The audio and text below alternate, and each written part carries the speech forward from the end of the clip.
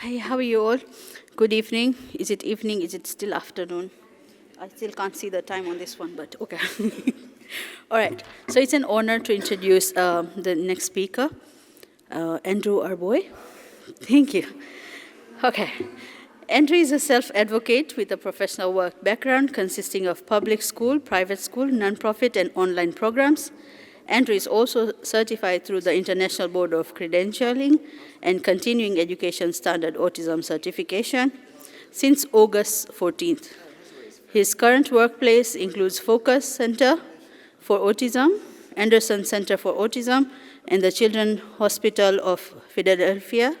Andrew is also a public speaker known for talking throughout New England about autism and his personal experiences.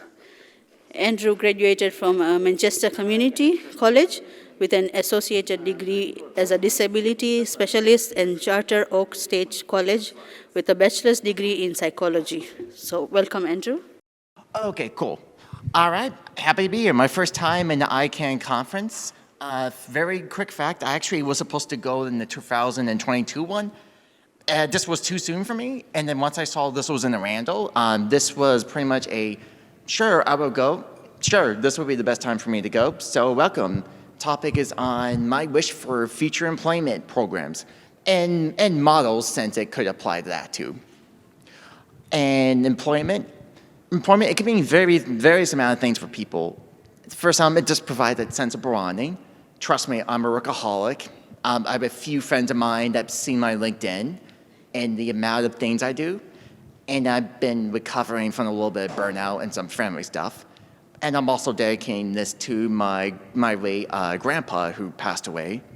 So I'm dedicating this trip and this presentation to him. He would want me to do this, so I'm still here. Not only that, but it's also a channel for you to pursue your passions. If any of you see, I also have cards. I do a side hustle. I'll go over that a little bit here, but not in detail. I can more happy to go over it during the Q&A when there's time. But I'd love to travel. I'm here, so I flew all the way here from Connecticut to Florida, so here I am. And also to make a living, I currently live in a condo setting, so I work multiple jobs as a teacher assistant and a direct care person. And there are actually a lot of different employment types that exist for people to pursue. Pretty much part-time, full-time, apprenticeships, self-employment, contract, you name it, at least the main ones. And there was also autism at work programs, and I'm hoping this still applies to a lot of other people, since there's been a lot of federal and state level stuff going on, at least around the country. So I'm hoping these programs still technically exist, like Google, SAP, Chase, Microsoft. Like, these are the companies that often have ones. And then people are more welcome to tell me new companies that have also started up their own programs. So I can update this for future versions of this. So these companies sound cool, right? Different programs or initiatives, but there are some things that can change. And one of those, and those who know me, the couple here that knows me, will probably know what I'm gonna say, is diversity of these programs. And I greatly enjoy beating the ever living crap out of this stereotype. Okay, maybe not stereotype, but kind of one of those, I guess in pride, or kind of one of those external ones, is that this idea that I faced was just idea that IT, or just technology, or like technology, numbers and all that. I'm trying my best not to speak for the whole preparation because I don't do that for my side hustle, is that this type of work is good for people that are very structured work. And then the main problem for me, because I hate to speak for everyone else in here and then outside, is that when I aged out, I should change the grammar there, is that I never knew what I actually wanted for a while, believe it or not. And it's been a decade since I aged out of the school system. Like, I had no idea what I was going to do. I even tried in the kitchen, believe it or not. Like, I actually wanted to work in the kitchen. Like, I wanted to try out cooking in my high school so bad, but they canceled the program right before I became a senior. Yeah, didn't work out. And I also wanted to be in video games, which I didn't include in this slide. I wanted to be in that, but my tech stuff. So just seeing like all these programs, like seeing what I could find in 2015, like a decade ago, I was like, it was kind of discouraging. Like, what is out there for me? So So I kind of developed this desire, like I was reading too many like autism stuff. And it was the beginning of that, and I was like thinking, and hopefully that text is easy for everyone, is I just seen just like the program statistics, and Connecticut doesn't inspire a lot of confidence in autism stuff. I can mention it here.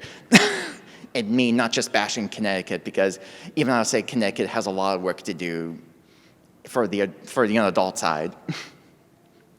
But I was like decided that I want to at least do something. Like I wanted to kind of drawn this desire was like, maybe I can develop something, some sort of program, or just work directly with people. Like I tend to do a lot more like on-hand work instead of pursuing policy in the federal thing. For those people who could do it, good luck, and also really good for you. It just I prefer to work directly with people or do presentations like this personally. And then the biggest question, and me from playing too many video games with storylines of rejecting fate, it's like, does it really have to be this way? In my probably still developing brain, I was like, no, absolutely not. So I just took a leap of faith and just went to a community college's disability specialist program back a decade ago, and I majored in disability specialist, and I also got my psych degree, which is mentioned 2 other slides. And nowadays, and I was able to squeeze in a sky picture of this handsome boy, this German Shepherd boy, but he's much more handsome. AJ over here who hopefully is here, one of the speakers can attest to how cute Sky is. And also go on my LinkedIn and Side Hustle website. My car took over, and you see a lot more pictures of him, and he's more handsome than what's being seen here. But back here, I worked in various different schools and nonprofits. Like I work now as a teacher assistant, and in Connecticut, I'm also a direct care person. And I actually founded a driving program for a year. It doesn't exist now, because technically it now got absorbed into Autism Speaks, and it became a co-offer. So if you want to look up like an introductory like driving thing that you could do for free, there you go. I'm actually in one of the videos there, and they were very responsive to me. It was pretty cool.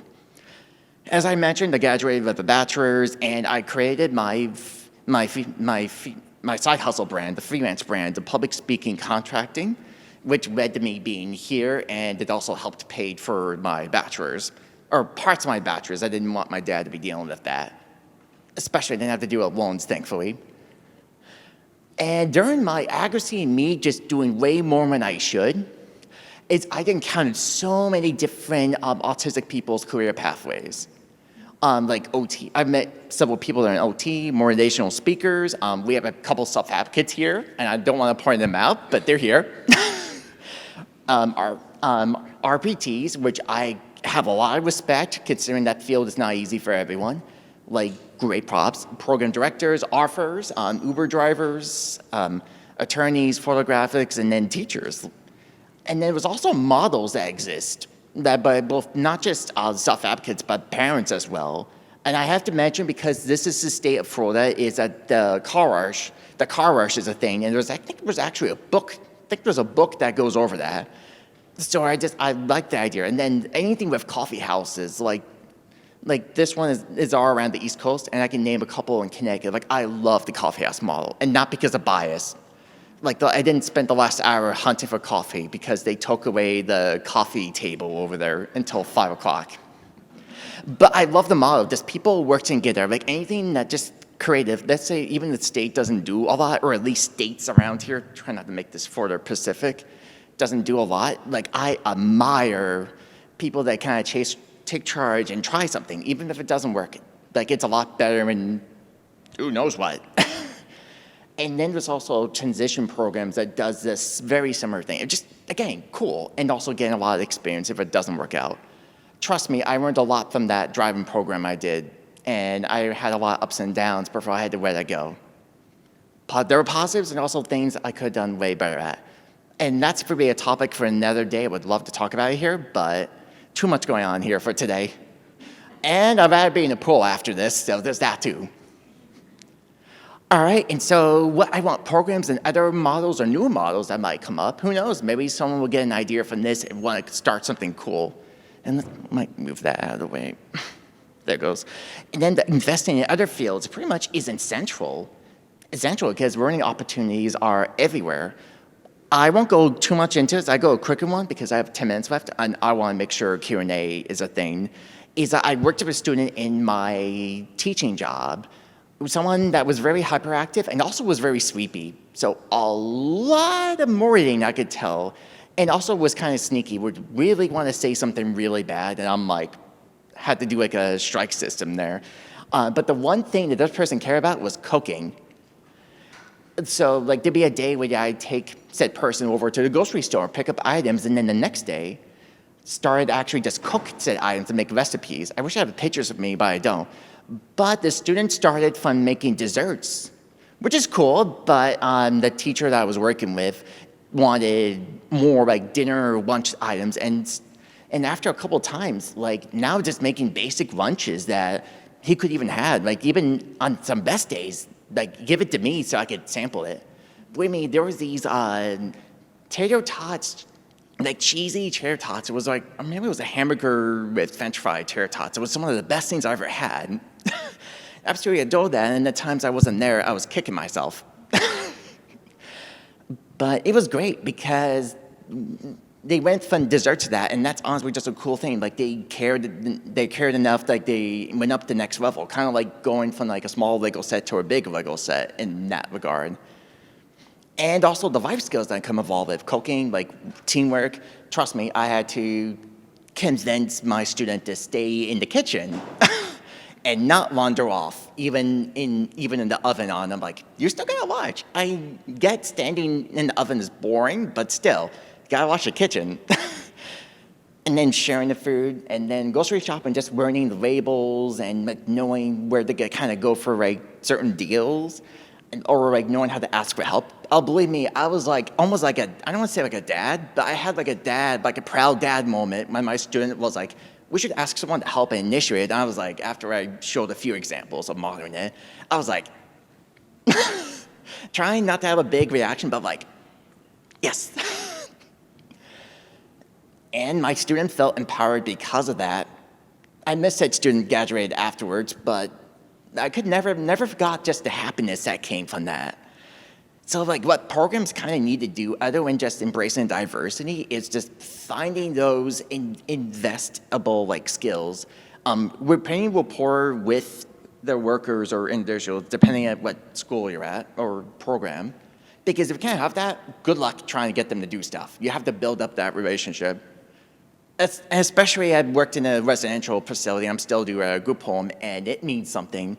Especially the day before I flew over, they told me that I was their 4th favorite staff out of 5, so that meant something. After several months, I hope. And then just teach the job and social skills, because there's so much that you can learn at first, and then introduce them to other tools like resume, website builders. If networking applies, that would be great. And then creating resilience during whatever sort of job task they have, or like those like days that could go really well, days that could be a lot better. And like I said, resources is everywhere. And one of those examples is I use this for my side hustle, and I love this. I absolutely love this. Like I use a digital ebook and I actually make it through there, and I actually printed it out. Like I adore this. And I'm already looking at new ideas. Like I have a housing topic, and I made a flyer over there. It's awesome. Free to use. Like you don't even have to pay money. Like you sign in through Google, and you're good. Just kind of try out some different ones, and afterwards, you could never look at other companies' logos again. Like you just see the exact similar like flyers, and it's like, I've seen this before. Kind of like Marty from Back in the Future. He sees this, and they're like, I know this. Okay. I see we're about 6 minutes left. And then Webry, this is in the States. I don't know if this is available worldwide, but this is actually a free to use website. It's not as detailed as other website builders, but the coolest thing with this is not only is it free to use, for those that care about SEO, it comes with that for free, which is how Google notices you at first. As someone me, I was kind of build my side hustle from the start.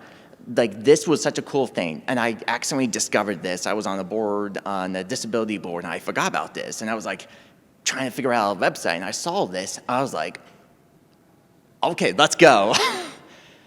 So some of these cool tools that you could find, and you'd be amazing yourself with what you could find out there. And then kind of my wish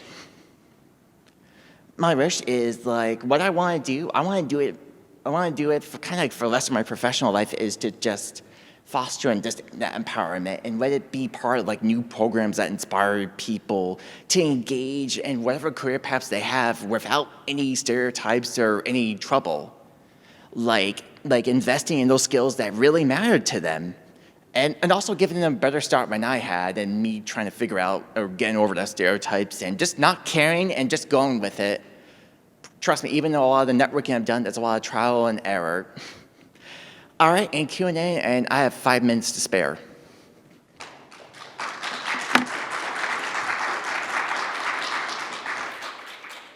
Makes a lot more sense.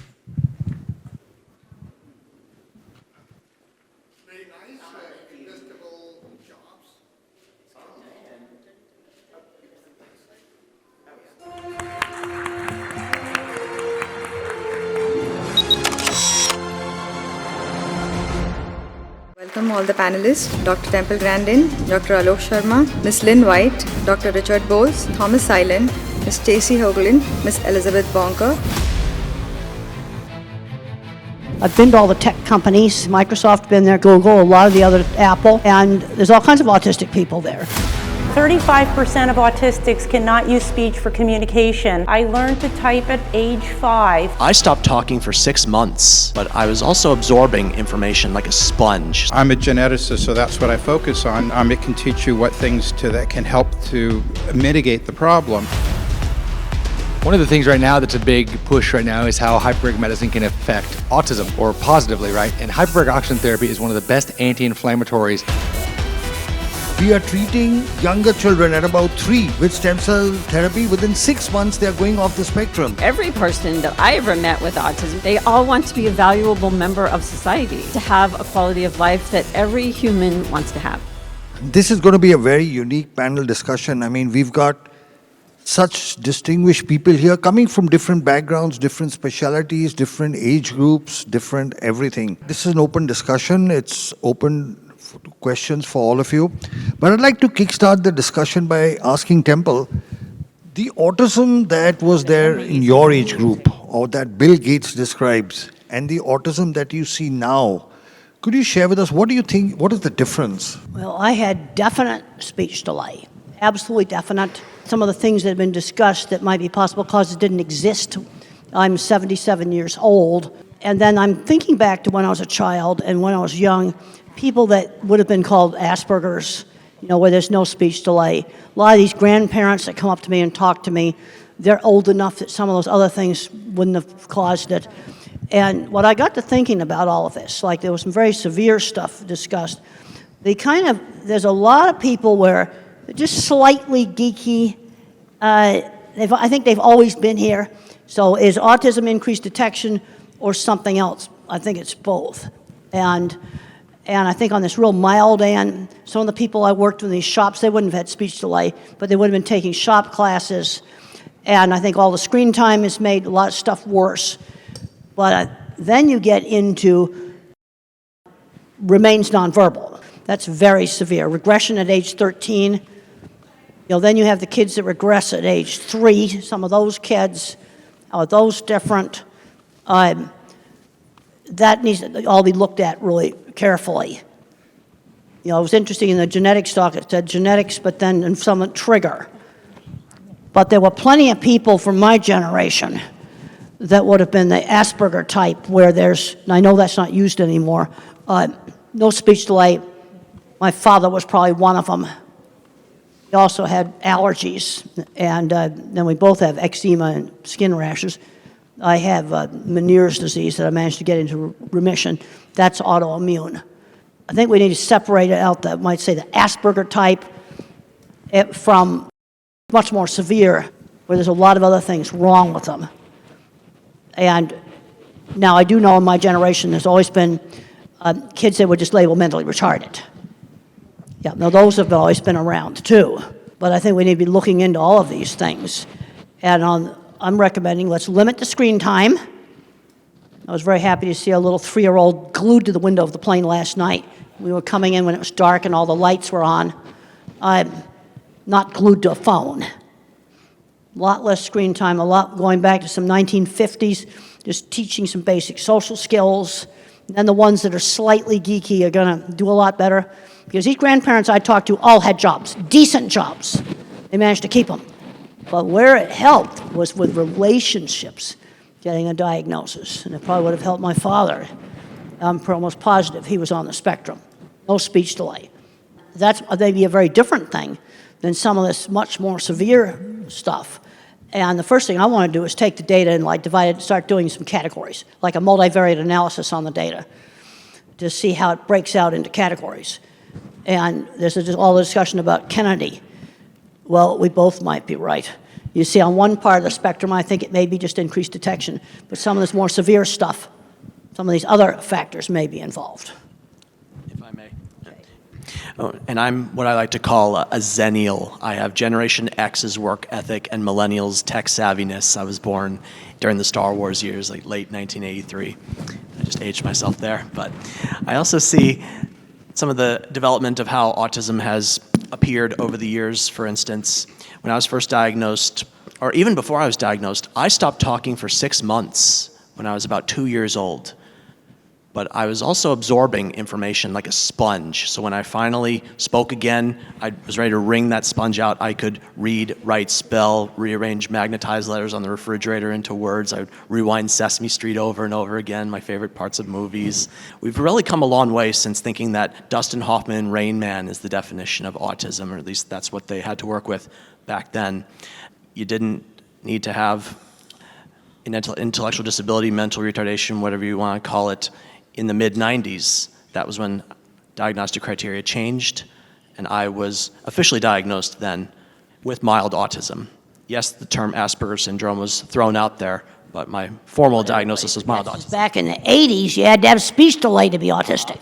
6 months of non-speaking, that was considered a speech delay, so I fit the bill more or less officially, but it was also really an eye-opener. So that explains why I rewind videos, why I do what I do. So having knowledge of that diagnosis, understanding how it came to be, and what I'm going to do about it. This is the hand I've been dealt. I don't want to change in the sense that if you were to say there's a cure for autism, you want it? I'm saying no, because I am who I am, and I wouldn't be who I am without autism. And like I said, belief in yourself. Mm-hmm. In your own time and space. Well, so this is an open discussion. Anybody can jump in. So, Taita, do you want to talk about some of your work? Sure, I'm happy to. So just to give you a quick overview, as you kind of probably heard from me, I'm a pediatrician. I have cerebral palsy, was born in 28-weeker, 18 surgeries later. Here I sit by the grace of God as a pediatrician and a hyperbaric medicine physician. But one of the things that I do, I run a facility all across the United States and abroad doing hyperbaric medicine for special needs individuals, for both children and adults. I've treated all indications for hyperbaric oxygen therapy, the 17 that are approved in the US, and over 65 internationally. One of the things right now that's a big push right now is how hyperbaric medicine can affect autism, or positively, right? And hyperbaric oxygen therapy is one of the best anti-inflammatories out there available, better than prednisones, better than anything else like that. The big key, before I go into a little bit more, I'll take 2 minutes, it's important to note that correct type of hyperbaric chamber is necessary, right? As the president of the American College of Hyperbaric Medicine and a key opinion leader in that space, it's making sure that we don't have a lot of these soft shells and the misunderstanding of how to use hyperbaric medicine safely and effectively. But the bottom line is it does work, because you're mobilizing stem cells through nitric oxide pathways, and you're able to see when you use hyperbaric oxygen therapy, it addresses... You're saying the soft shells don't work? I'm saying that a lot of them aren't as effective. Yes, ma'am. I think that there's a safety effort there. They're not covered by the FDA. People don't have the right training. They work in terms of some depth, but I think that there's a larger breadth there that has to be, make sure you're doing it effectively and correctly, right? So we see this a lot. But you'll see a lot of anti-inflammatory processes and stem cell mobilization, where you have actually an 8 to 12 times increase of your stem cells, and that's why these kids are improving. And when you combine them with some of Dr. Alok and other stem cell programs, you can see dramatic improvements. And so we're seeing the same kind of testimonies that you are showing in your presentation, Dr. Loke, new speech, ability to pick up new language. It's incredible results. Is your work published? Do you have scientific papers showing the results? There's well over 250 published papers, both in India and across the United States. There's actually, apart from that, there are over, just in autism, there's over 200 published papers in terms of showing the anti-inflammatory effects and how hyperbaric medicine can mitigate and improve autism and its effects. Richard, would you like to jump in? Genetics versus environment. It's not versus, it's always both. The genetics is who is at risk.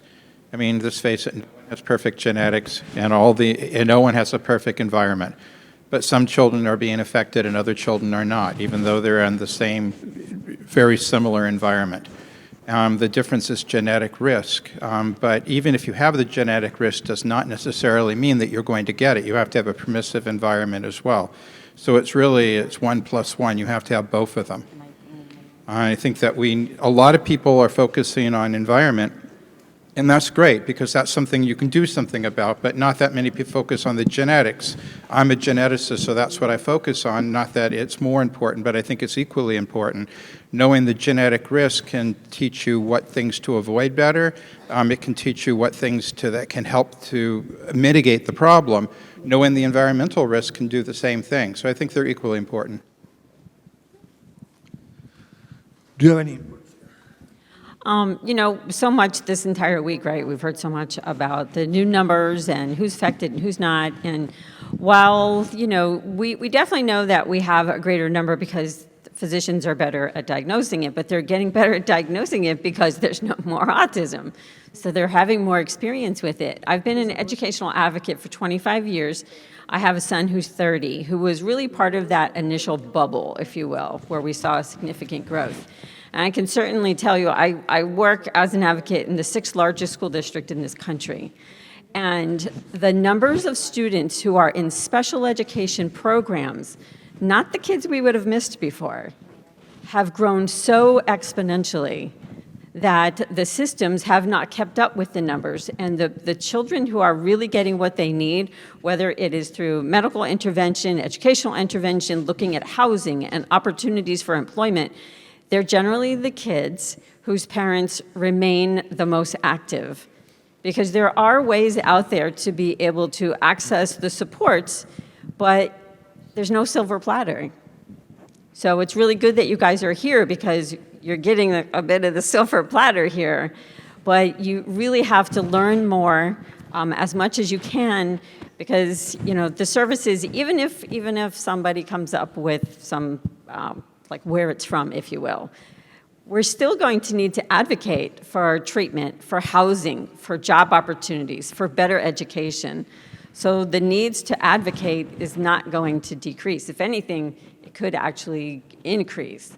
So I just encourage you all to do that. So I think the numbers are not just like, it's not just genetics, it's not just environmental, it's not just this type of autism versus that type of autism. I think that every person that I ever met with autism, and it doesn't really matter if they were a speaker or non-speaker, they all want to be a valuable member of society, have a job if that's what they choose, or to volunteer, but to have a quality of life that every human wants to have. Lynn, do you want to? I agree with everything you said, and I think one of the things that we have to do is, if we do start getting to the bottom of some of this, so to speak, is we cannot forget those who really still need us. There are way too many out there that are not getting what they need, and what I'm the most concerned about is if they come up tomorrow and say, these are the 3 things, so we're going to turn the numbers back around. Our children are here. These children are here. We have parents here who have come up to us and said, my child is 4 years old, help. Okay? We can't forget them. They're here. And I think everything she said is right. I don't work in the school system, she does, but I will tell you what I do know from on the homeschooling side, because I've been a long-term homeschooling activist, is there are a lot of parents who homeschool their children because they're frantic. It's not because they're, oh, I'm going to be a homeschool parent. It's, I don't know what else to do. And until we accept that we have to do more, I'm all about finding the solutions, but that's above my pay grade. I'm just trying to help the people that need the help. And in that vein, I failed finishing an Ironman twice before I succeeded the third time. And for those of you that don't know what an Ironman is, it's 2.4 miles of swimming, 112 miles of biking, and 26.2 miles of running, all in under 17 hours. And I thought I could do it in Texas, but humidity, heat, headwinds, hills, they took me down like Superman to kryptonite. I attempted it again in Des Moines, Iowa, got the same or similar conditions. Also, I didn't have the right equipment. I realized I really had to invest not just in money like a new watch and better bike, but also putting in the time. And I too do not use functioning labels. I feel when you call someone low functioning, you discount or dismiss their strengths and capabilities. When you call someone high functioning, you discount or dismiss their needs or struggles. So in my book, functioning labels, whether you put them on yourself or you put them on others, that's the F word. Don't use it. Temple, I'm asking you. Yeah.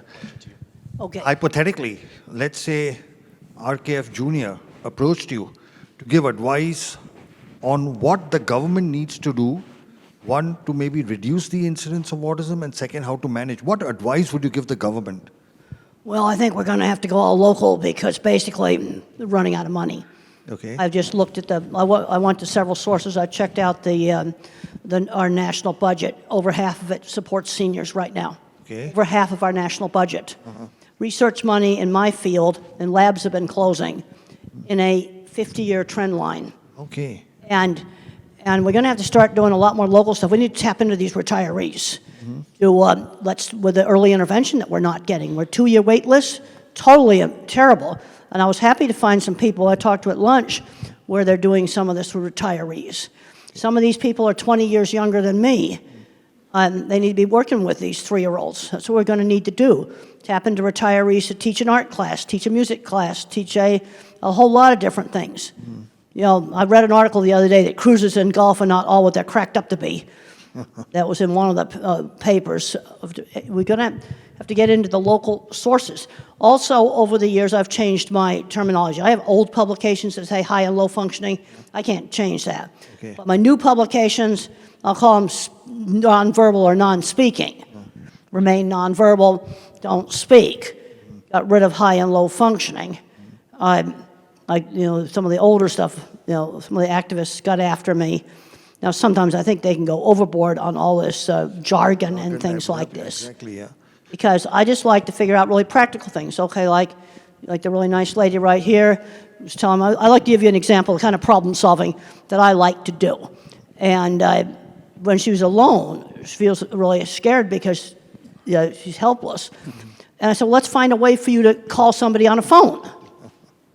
Well, it has to be auditory. So we're going to just teach Siri that is one person, is another person, and then you just call on the speakerphone. You don't have to buy expensive stuff. I think that could be done with existing equipment. That's a simple thing to do. Okay, different buttons on the wheelchair that won't work. Okay, well then we don't use that. There's so many simple things. I remember one time watching a wonderful video a guy presented. It showed a kid somewhere in Africa, got one of those Blade Runner legs, got a pair of them. And he was just so happy out there stomping in the mud puddles. And something like that makes a lot more sense than a fancy electronic leg that's going to just break. Okay. Yeah. It's also something they could probably make in local shops. You see, this is where a visual thinker sees solutions to problems. You see, the idea for that phone thing, that is a car phone. You say, now call so-and-so. Well, we just got to make those little abrupt sounds. Why am I picking out those sounds? Because I don't want it accidentally going off all the time. It has to be something that you do very deliberately that'll make it call somebody. I just think that stuff up. I mean, that's what visual thinkers do. I heard a solution to a problem. I also saw car phone in a car, too. The activists got all over some parent group that's called Profound Autism. And these are the people who need 24/7 care. You know where I've seen some of the best 24/7 care for really severe? Some faith-based groups. I've actually seen some very, very good programs. Benjamin's Hopes in Michigan, Brookwood in Texas. It's all private money.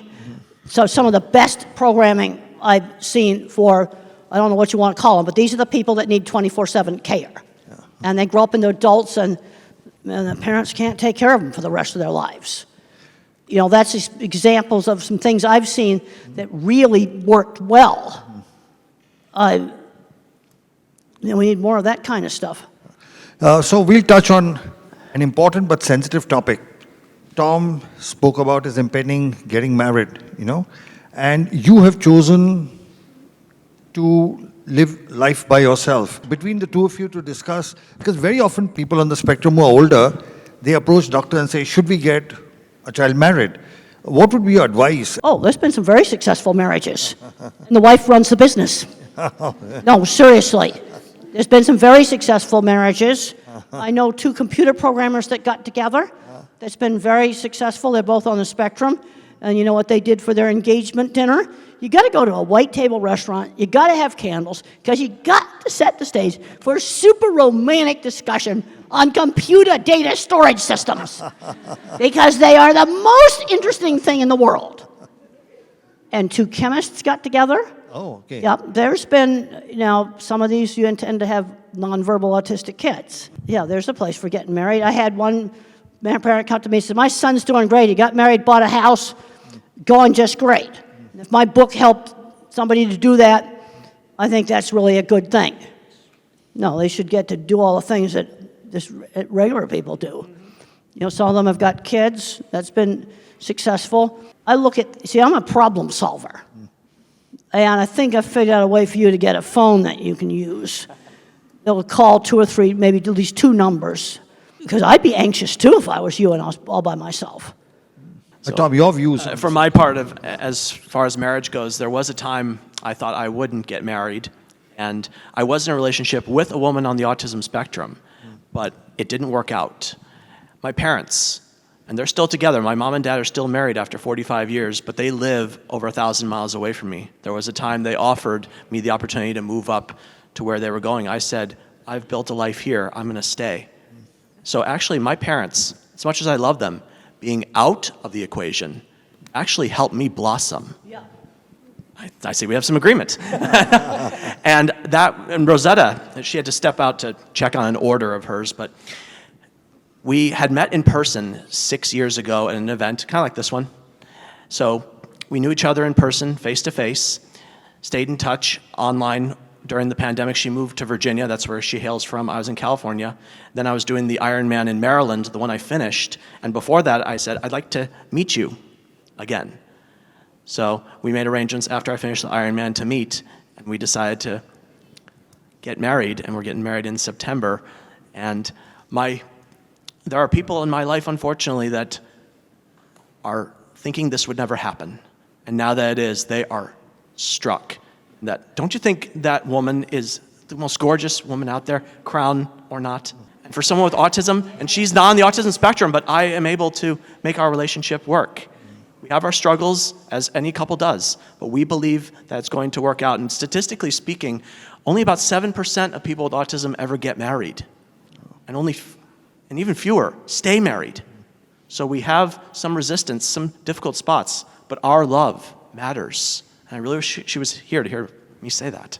I would like to add, although that's very good, because as a pediatrician and as a person with a disability myself, I have a wife, 3 kids. One, we also adopted a special needs daughter who has Netherton syndrome from wound care side. We won't get into all that. But the point is, I'm sure you guys are familiar with the term ableism, right? A lot of times a neurotypical individual is going to say, well, back in the old days, I wanted to go to the movies. Well, we didn't want to invite Tyler because he couldn't walk up into the stairs, right? So they were trying to save my feelings because they didn't want me to fall down the stairs, for example, when really I just wanted to be invited to the movies, let's say.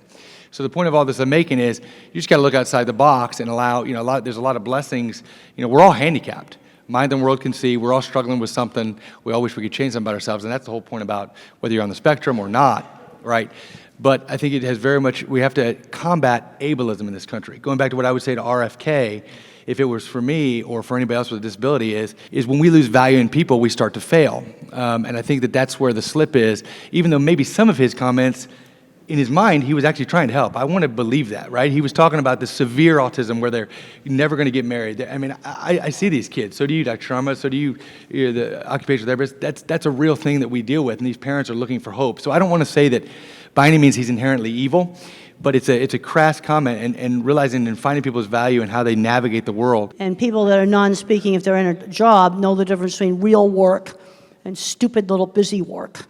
And the other place where I've seen some really great programs is when the chairman or the president of a company has a child with a disability. I've forgotten the name of the man that did the warehouses at the Walgreens pharmacy, the distribution warehouses. He changed the computer so you didn't have to read. And the crews with the intellectual disabilities did better than the so-called regular people working in these warehouses. You see where the top does it. I went and I visited a plant in Mexico that actually had a very good program. There was a guy there that had, he said we had a boardroom meeting, and he said, well, I have Asperger's, and I now support my family. I support my sick grandmother. He was very proud of that. They put boxes together. Well, they had a marble stair in their corporate office. 3 people carried the wheelchair upstairs. It sort of was just the attitude of doing it in the middle of Mexico. Again, an owner of a company that has a child with a severe disability makes stuff like this happen. So about 35% of autistics cannot use speech for communication. These non-speakers can learn to type. I learned to type at age 5. It's never too late to teach a non-speaker to type. With typing, we can be educated and live productive lives. Please read to your children. They understand what you are saying. You are teaching them to read. There are now thousands of typers around the world graduating from college. You need to work on these body issues. Thank you to all the doctors. You cannot learn if you feel terrible. Regulation issues affect so many of us. We are working on getting non-speakers out of fight or flight. Communication and regulation for all. You can do this, parents. We appreciate all you do for us, even if we can't say the words. Non-speakers suffer in silence. Please use Communication for All to teach them to type free of charge. We have stencil sets to give you so you can give your child a voice, and we have them over here for after the presentation. First come, first serve, we want to give them away. C4A Academy is our program of instructional videos. You can do it. We are all human beings who want to connect. We don't want to be left alone. Take us out to museums and for walks in nature. You can learn from parents who have walked the path and autistics who live the life. Non-speakers have a motor disorder, not a cognitive one. We want to have relationships of all kinds. We are just like you. Look beyond our differences. Please believe your children have gifts for the world. The world will be a better place when all non-speakers can communicate and share their gifts. There are more than 30 million non-speakers in the world and only a few thousand typers. Please join our mission to change this. Most non-speakers are diagnosed with intellectual disability, and we have a motor disorder. Don't believe the IQ tests. We need to learn to type to show you what we know. Giving an iPad with a picture exchange system is not enough. We need 26 letters to express ourselves and be educated. Please watch the Spellers movie on YouTube. It will show you how typing changes lives from hopeless to hopeful. Profound autism conflates non-speaking with intellectual disability wrongly. Non-speaking doesn't equal non-thinking. Teach them to type. We are all interdependent. I was extremely self-injurious and have great empathy. Please don't give up hope. The right doctor can help. A virus triggered PANS, an autoimmune reaction. It is serious and needs expert treatment. Parents, keep pushing the medical science. You are the expert on your child. Find doctors that believe autism is a treatable condition.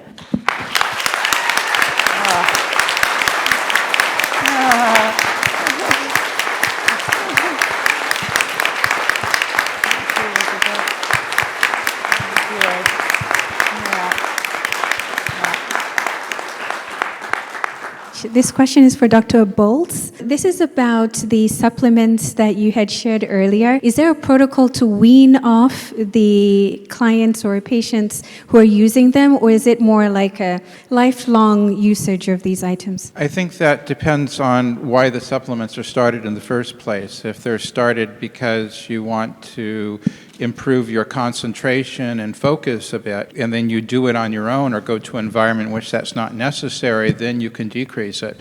But for the most part, autism was present at conception, at least the genetic component of it, and the neurological part was present in very early life. And most people continue these supplements for a long time. I do want to mention one thing that from earlier is that when we're talking about autism, we're talking about an extremely wide spectrum. And on one side, you have the billionaires, and obviously they are employed and they are getting married, and they are thinking of themselves as neuro-unique and not disabled, and that's very, very valid, and they are actually offering a tremendous amount for society. And on the other end of the spectrum, as a pediatrician, I see people that have very severe intellectual disability, who have abilities of a 3-year-old when they're intellectually while they're an adult. Maybe they can't even walk very well, maybe they have seizures, maybe they have serious problems as well. And those are also with autism. And those people are not going to get married and are not going to be employed. And then there's everything in between. There's a tremendous spectrum. And so it's really hard to talk about everything on the same spectrum with the same answer. I can't stress enough how much people underestimate the autism population. Yep. We are overlooked, we are undervalued, and unfortunately we believe what we are told, sometimes too much. When we're told we can't do something, we internalize it, we believe it, and we stick with that. It took a lot of me to get out of my own way and realize I don't have to listen to the haters. I'm going to do more with my life, and look where I'm going. Well, one of the things the projects that were shown in the HBO movie I did in the 70s, and I wanted to prove I wasn't stupid. That was a huge motivation for me, as a lot of people, since I couldn't do higher math, thought I was absolutely stupid and I wouldn't be able to do anything. And then I discovered these other people out there that owned machine shops, couldn't do higher math either, and were on the autism spectrum, and they had really good businesses and 20 patents. That made my day when I discovered them. How would you respond to people with autism or their family members who participate in self-isolation because of the maybe fear of judgment of going into the community, and what you would say maybe to inspire them to go into the community more and participate in the community more? Well, Mother always had me out in the community, and she had a very good sense of how she could stretch me and the things that I'd be capable of doing. Like, for example, when we went to my grandmother's house for Sunday dinner, for my exercise, I was allowed to play Beat the Elevator, and I could run up 5 flights of stairs before the elevator got there, and that would kind of run the energy out of me. Another thing they did is I only had to sit at the family table for 20 minutes. Then I could ask to be excused, but if dessert wasn't served, I didn't get any. So if I wanted dessert, I had to stay. You see, she always put some choice in there, but she had a very good sense of how much to stretch me, and she realized that big, noisy crowds were sometimes a problem, but I'm concerned that some moms just totally overprotect. They can't let go to let their kid do the most innocent things, like while you're pumping gas in the car, have the kid run in and buy some milk at the store. And I had one mom says, I don't have the guts to do that. You see, this is where the moms just can't let go at all, and they're doing everything for the child, and the kid's not learning anything. And I have a book called The Loving Push, and that was aimed at, getting these moms to get them out gradually doing things. You see, I've seen huge problems with everything being done for them, and they're not learning any skills. And we had a rule that it had to be on the list. So as soon as I knew how to write, I'd put things on the list, and I would help with grocery shopping. I'd go and get things on the list, put them in the basket. I was learning that at a very young age. Yes, and you do Walmart, for example, that's one of our big stores, when it's not so busy. In California, where I live, I don't know if they do it here in Florida or other places, there are certain reduced sensory hours. Like you can go in between like 7, 8 a.m., less lighting, less people, a lot more better shopping experience. But I've written a book, Come to Life, Your Guide to Self-Discovery, to address gang out there. Life doesn't come to you, my friends. It's up to you to come to life. Are we keeping our kids out from out there? And also in addressing the naysayers, the people that might be holding us back in a sense. That's in my book, My Glass is Full. And these are available for sale. Is in neuro needs, we have some people with autism that work for us, and they are in positions in which their abilities are perfect for their job. They are better than a neurotypical person at that job, because we know that they can do that, and we know autism. We just need to get the word out that these people have certain abilities that allow them to do things better than other people, that it's not charity, that employers will want to hire them, and they'll want to give them a good wage. We think that, this is what Dr. Grandin was talking about, is the way of fixing things and pictures and everything, is that they have abilities that other people don't have. We just need to get that word out. We wouldn't have any computers without all the people in the tech industry. And I've given talks there, and half those programmers are on the spectrum. Yeah, I've been to those companies. I've sat in their fancy restaurant, watched all the nerds come in. We need the skills. See, that's the thing. At one end of the spectrum, and you've got Steve Jobs and Bill Gates. Bill Gates is official now. He's on the spectrum. And he's had a very successful business. Another thing, both me and Bill Gates were taught that you give back. That was something we were both taught. I have put 23 graduate students through school paying for their masters and their PhDs. That's what I've done with the book money and speaking engagement money. And Bill Gates said you get huge amounts of money going into healthcare.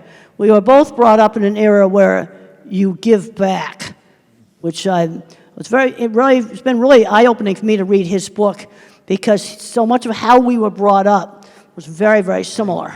Thank you so much for all of your work that you do. And I need to emphasize that profound autism is real. Work is being done right now to put it in the DSM so that we can have a specific name for the people that will require lifetime support. And as much as, of course, we want our kids to continue to grow and to thrive and to be as independent as possible, it's very important to recognize that for some people, they are not going to be independent. And the best thing that we can do is continue to support them, have trained caregivers, because one day we're not going to be here anymore, and our kids are still going to need care. And the system is very broken for them.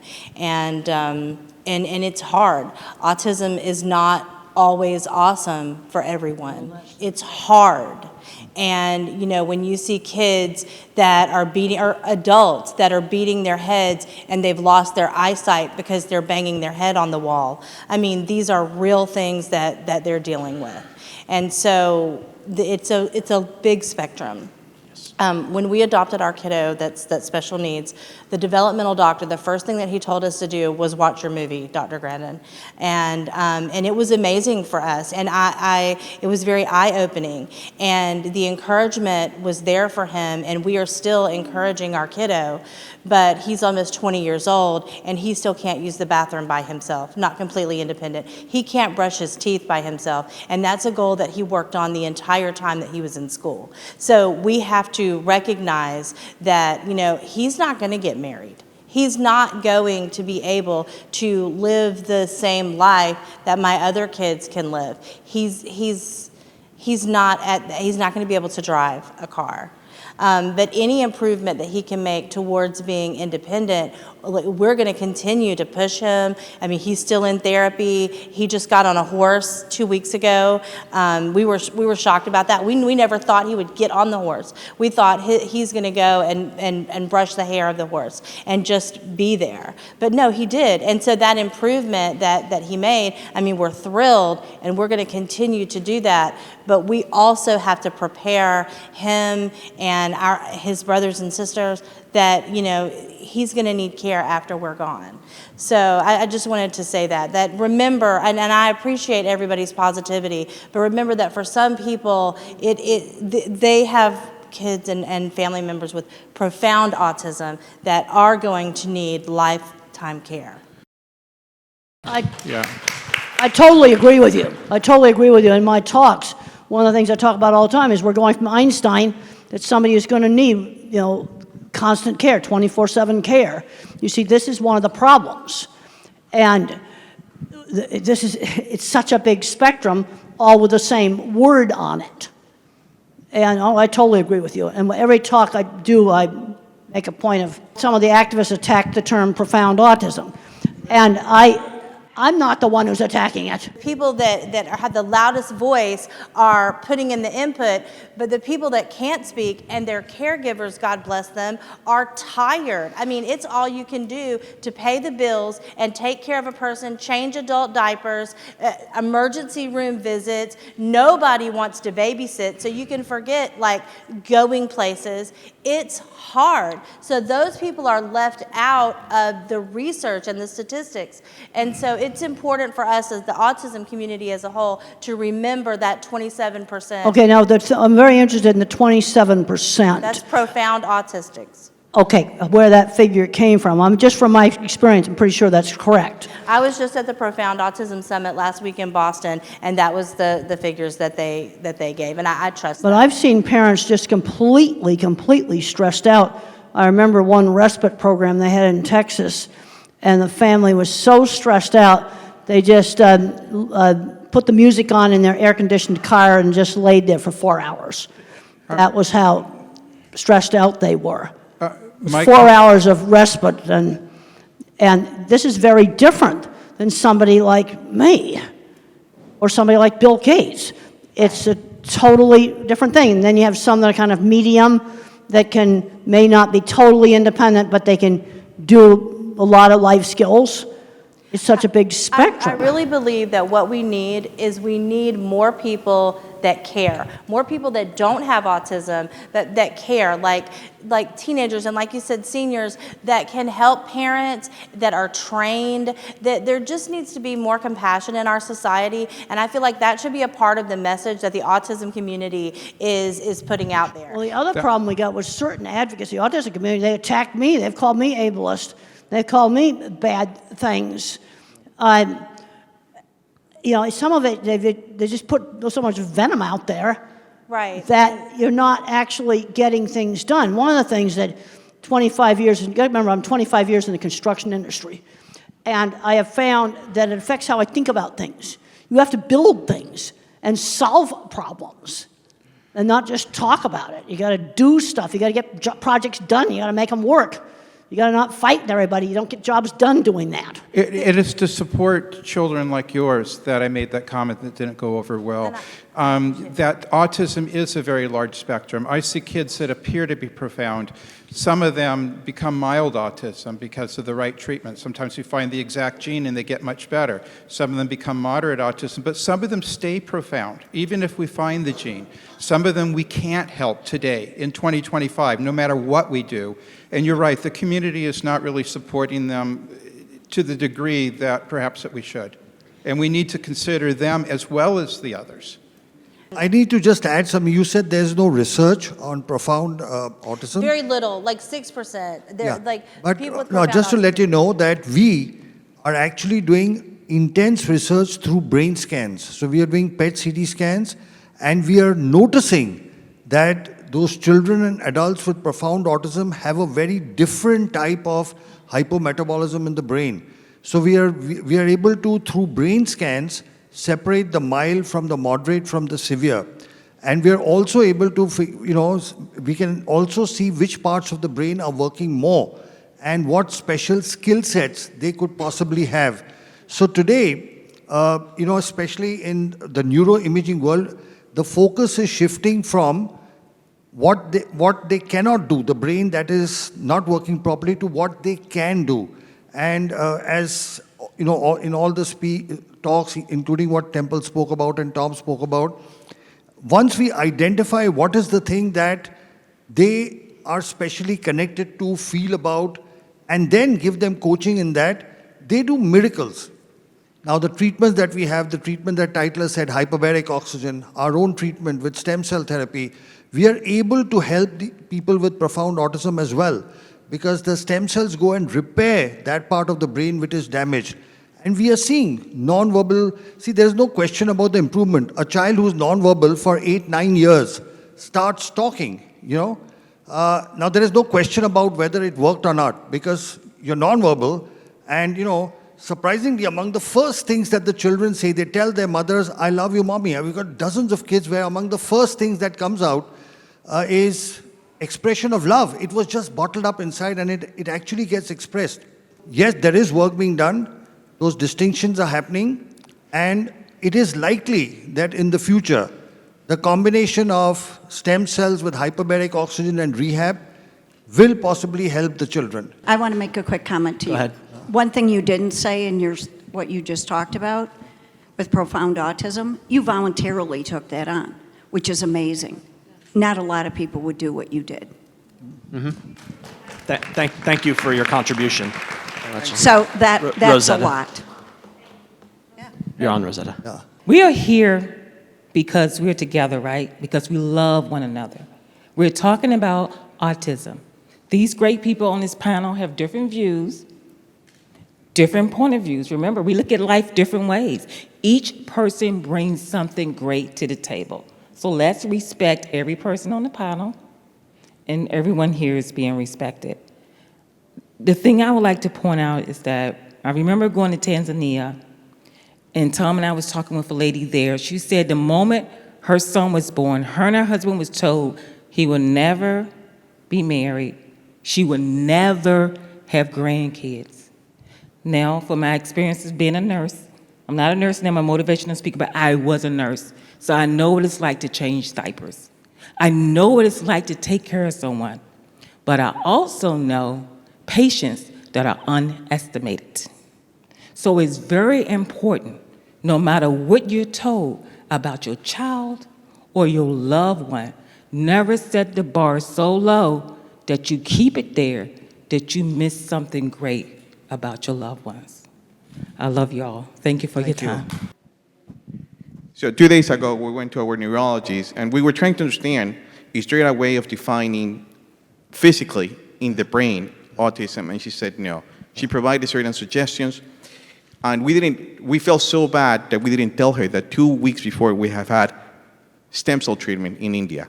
So there's such a bad perception in the US, unfortunately.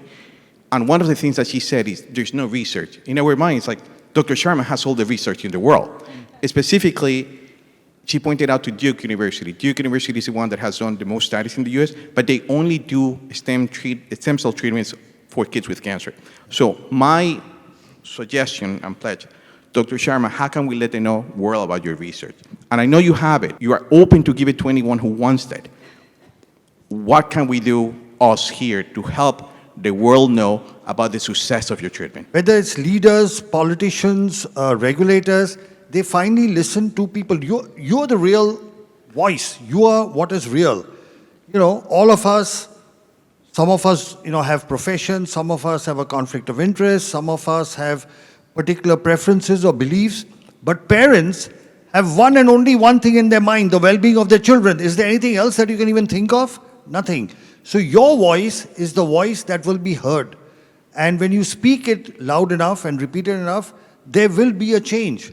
Change comes about when people like you speak out. Because, we believe our own clinical experience is showing us that when we are treating younger children at about 3 with stem cell therapy, within 6 months they are going off the spectrum. The older the child, the longer it takes. And it is my hope and dream that one day this becomes a standard of care. The moment it is diagnosed, especially kids who are profound, will need it. There are children who will not need it.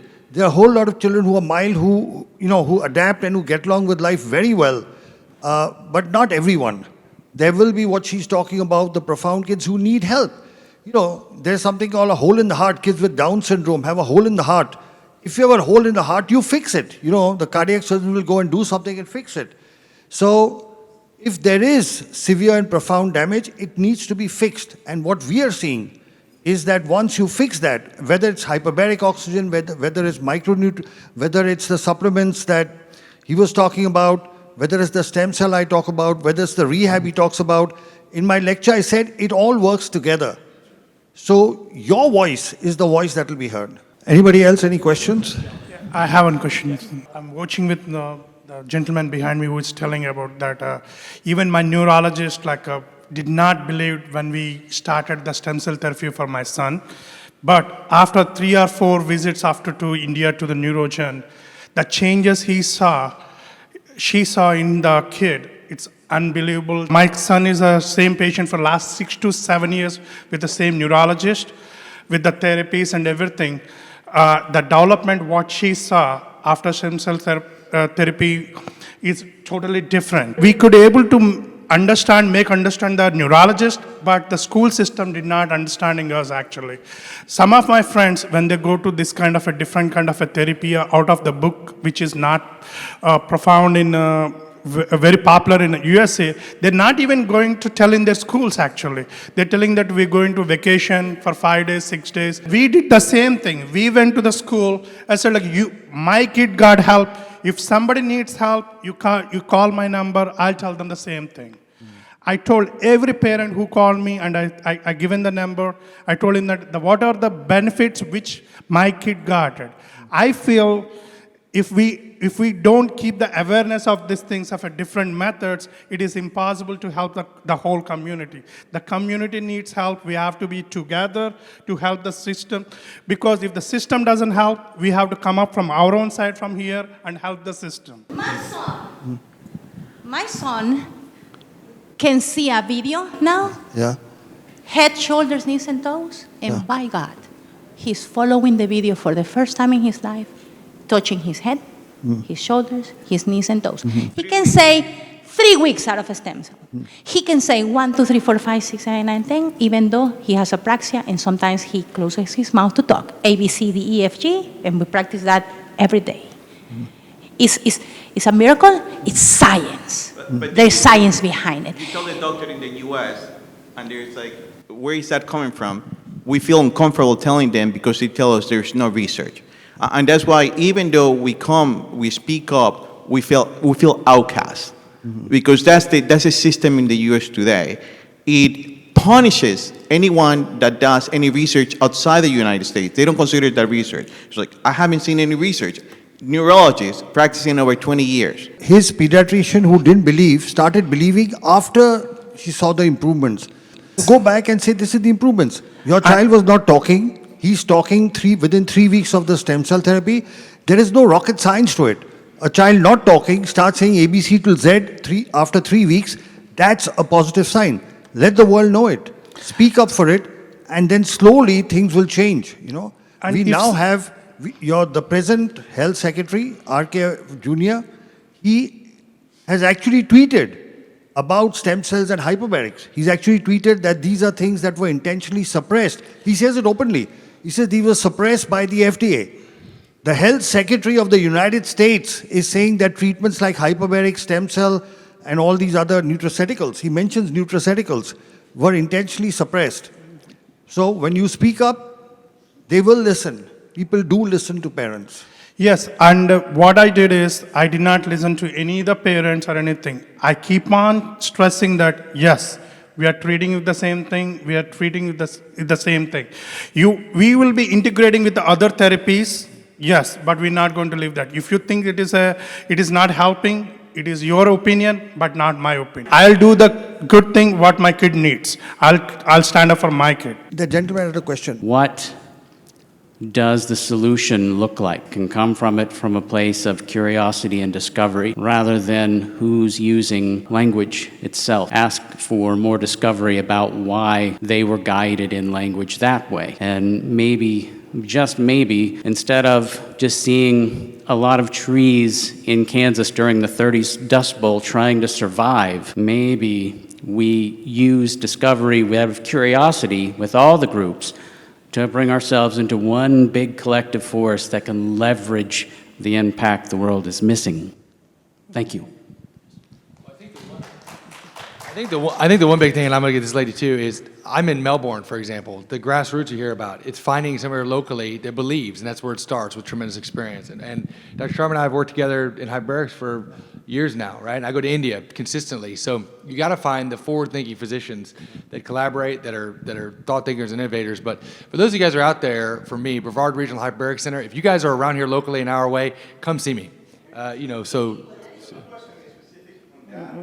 Those willing and able physicians are very few.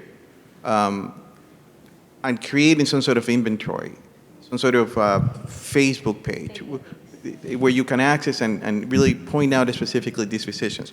We asked our neurologists about hyperbarics. There's no research. What they should point out is the kid that died in Ohio. So they're using those small mistakes sort of to prevail these sort of veil. We need an inventory list of those physicians that are willing. And if everybody can contribute, we have one. But I think if everybody can contribute, who are those physicians that are willing to work looking at alternative medicines?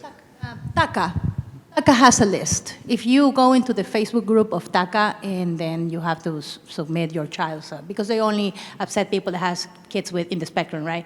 And they do have a file that is always updated with doctors in the United States that are like pandas, and you can find Rossignol and Dr. Fry's names there. Any other questions? Yeah, thank you very much. My name is Masi. I'm from Kenya. I'm a mother of triplet boys with autism. We have to believe that autism is treatable. So we are coming from a background noise that autism cannot be treated. So you get this diagnosis and you are in limbo, you struggle, and then somehow you find the light. So I found some light. We've been doing stem cells since my sons were 5.5. I mean, it has been a game changer. I have come from a state of constant clinical depression to just smiling. I mean, you also, my son, Ricky, even asked Dr. Temple a question, and I mean, that is, I never even knew he's at that space. So what am I saying? What I'm saying, especially to the parents, we have been fortunate to have all these professionals give us very fantastic talks and solutions, but as parents, what is our duty? I feel that our duty is to a call for action.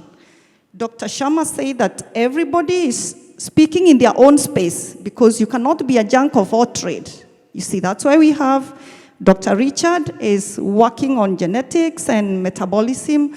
We have the OT is working on sensory. We have Dr. Sharma working on stem cell, and so many others. So what I have done as a research, my background, I'm a research scientist, and it has really helped me because in research, we follow protocol to the dot.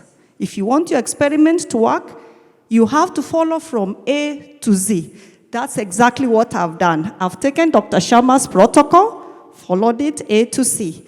I've taken Dr. Temple's protocol, lived experience. She stresses so much about independence and career. And I can tell you the last 2 years, her words have really shaped the way we are doing intervention for my sons.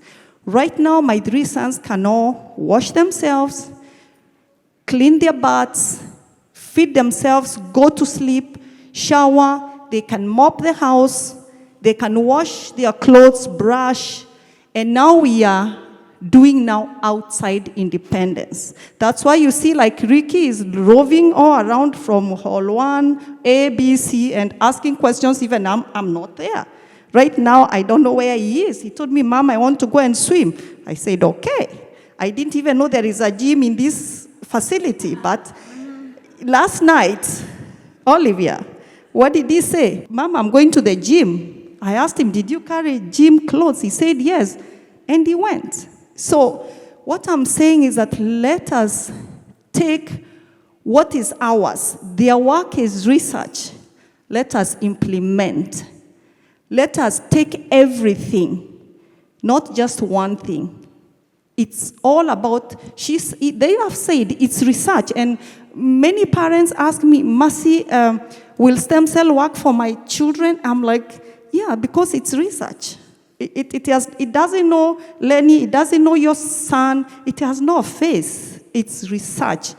Just follow the protocol. You know that stem cell cannot work on its own, work on the diet, metabolism, work on multidisciplinary neurorehabilitation, and definitely be patient. For us, it's been a journey of 8 years. Those who were in Sylvie's talk yesterday morning, they saw my son riding a bicycle, participating in a charity event to raise funds for a school of special needs, and he was actually riding in a crowded highway. I mean, I saw that, and I'm still smitten. I'm still overwhelmed. So please, parents, let's take our mat and walk. Thank you. I wanted to ask Elizabeth what we can do to help you and your mission and the legislation, to have legislation passed in the government. We need to fight to enforce the Americans with Disabilities Act in schools, which is something that she is desperately trying to do for families across the country who, even after they learn how to type, are being denied that accommodation in their schools. So again, there's so many things to do. Thank you for the question. That's only one of many things. But you can go to our website, communication, 4all.org, and we have a take action section. And it'll tell you about what Elizabeth is doing to try to help all those who suffer in silence. Thank you, Elizabeth. Thank you. So we'd like to wind up now. We'll ask each panel member to give a concluding remark. Lynn? I just think that conversations like this are what are needed. We all look at it differently, and that's what makes it right. Because if we all agree with each other all the time, the world would be a very boring place. Mm-hmm. And we each have our different needs that don't make anybody less or anybody more. We just all need to work together. And I want to say this. Meeting Elizabeth was my highlight. She's right. We have to fight. And guess what? Parents, we do know our children. And when we fight for our children, sometimes we take on a role we didn't want to take on, but at the end of the day, we can inspire other parents to fight for their children. Because I've had people say to me, I don't have your personality. I'm not willing to just take somebody on. And I say, you don't have to have my personality. You just need to believe in your child. Thank you, please. Welcome to Yeah, well, I mean, I think Elizabeth kind of says it all up there. But just to go to what you guys were saying, just real quick for a minute, when my son was little, we got very quickly, as soon as he got diagnosed, we got into looking at bio treatments. And we did the gluten and casein-free diet. And when I took him back, because I don't know, I guess I had this thought in my head, because they keep wanting you to come back, like they're going to say something different. And so I took him back like the next year to that same neurologist. And he's like, wow, what are you doing? He looks pretty good. Like, what's happening? And I was like, well, I have him on this diet. And he's making all this tremendous progress. The doctor said to me, the neurologist, it was a neurologist, a pediatric neurologist, he said, shooting darts in the dark. And I said, hand me the dart. And so, you know, you take people's as much information as you can. You talk to people who have, who are experts in the field, and then you make the best decision you can for your family. Some of us physicians, like myself, have been around for a while, and we've been treating autism successfully for 30 years, and you're right, the institutions still don't believe that it works. I'm trying to publish as much as I can. It's a drop in the bucket for what we need. A lot of people are doing the same. The parents need to fight. Hopefully we have an administration now that is listening. At least now they are. Maybe they'll make a difference. With autism increasing so incredibly rapidly, this is going to become a societal suicide mission if we don't immediately get off the tracks and do something about it now and take care of all the kids along the way. Thank you. No one tells your story better than you do. And too many of us are struggling to tell it. But when you find your voice and use it, that's when your life transforms for the better and other people's lives transform for the better. So go out there and do what needs to be done. Some of us have more work to do than others. We have come a long way, but we have a very long way to go. And I'm not much of a gardener, but I think every one of us is like a flower, and we might bloom later in life. Certain circumstances promote or stop our growth. Find the place where you can not only survive, but thrive. That's why I finished my first in Maryland. No heat, no humidity, no headwinds, no hills. I did it. You can find the place you can survive and thrive too. Go get it. Final thoughts? Well, yeah, working on more and more independence. I definitely believe in that. Unfortunately, I'm seeing too many young adults that have become recluses in their room. That's something I was never allowed to do. You know, they were always getting me out doing things, but there was always choices. For example, when I was afraid to go to my aunt's ranch, which involved getting on an airplane and flying from New York to Arizona, there was a choice, 1 week or all summer. Not going wasn't a choice. You give some choices. It's like I talked about the kid that wouldn't put the phone in the x-ray machine. He can leave the phone at home or put it in the dog dish or put it in his backpack. Those are the choices. It goes to the airport, it goes in the x-ray, period. But there's some choice as to how you do it. And I've worked with so many people professionally that I know are on the autism spectrum. I've been to all the tech companies. You know, Microsoft, been there, Google, a lot of the other, Apple, and there's all kinds of autistic people there. You see, this is the problem we've got. At one end of the spectrum, you've got that, and at the other end of the spectrum, you've got, I'm going to call them the 24/7. These are the people that need constant care, and some of them have varying amounts of problems. And I think it's this population you may be more likely to find that some of these treatments work. I'm on a gluten-free diet now for heartburn. That only started last year. But we've got to go out and just see what we can do, because I'm seeing too many people of my type going nowhere. Way too many, because they're not learning life skills. And they're not learning work skills. Well, I'll echo what she said. You only handicap yourself by choice, right? That's it. We're here. As a physician that's devoted my life to doing this as well, we're here. And I think you just have to find your village. You guys know that, but at least locally, if I can be an asset to you an hour way around, let us know. And you're looking at a panel that believes the same thing. It's not pseudoscience. It is grounded in science. We're just forward way thinking and combining it all. As Dr. Sharma said, it's a multifactorial approach. And when you do that, combining all these different modalities, you can see dramatic miracles in your kids' lives. And every study that you look at with hyperbaric oxygen therapy, stem cells, no matter what, just like in my own life, it all showed improvement in quality of life. And is that now all that we're all looking for? That's exactly it. So find your doctors, find the people that believe in you, and go get it. So thank you. I'd like to thank all of you for being a wonderful audience.